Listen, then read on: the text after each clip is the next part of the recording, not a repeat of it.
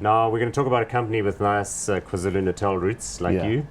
Tongaat-Hulett, 4 businesses, remember. It's in the sugar game, it's in the starch business, which is an interesting business which uses maize as an input and manufactures all sorts of products, including coffee creamer. That's our connection. And the sugar, I guess you could say. But it's also in the property development game, of course, because it owns lots of land to the north of Durban, where Umhlanga and that sort of thing is spreading. Market capitalization, 17.9 billion rands. Price earnings ratio, 20.73. Dividend yield, 1.21%. Looking a lot better now that the rains have come and the sugar business is not in such dire straits. Huh? I mean, for me, Tongaat-Hulett is purely sugar. Their starch business is very boring for me.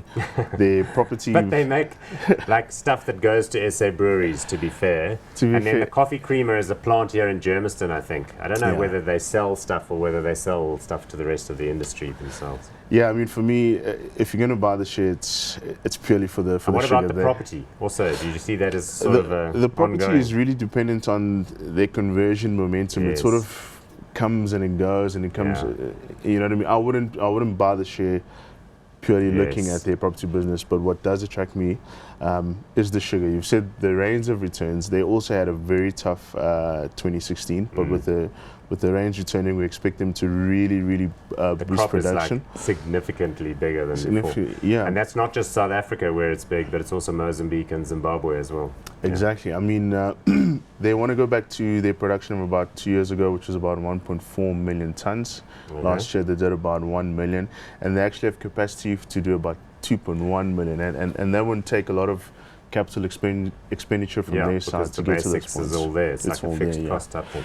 As this is not a secret, right, that the crop is going to be better. So that's, I suppose, why the share price has picked up there from the mid-70s up to about 120 rands a share. Yeah.